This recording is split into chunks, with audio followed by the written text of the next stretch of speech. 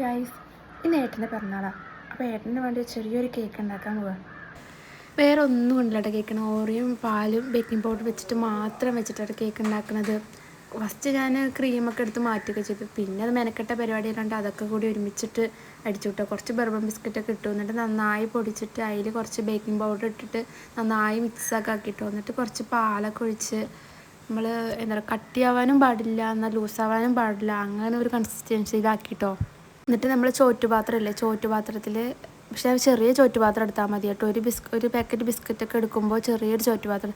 ഇത് ഞാൻ വലിയൊരു ചോറ്റുപാത്രം എടുക്കുകയും ചെയ്ത് കുറച്ച് ബാറ്റർ ഉണ്ടായിരുന്നുള്ളൂ.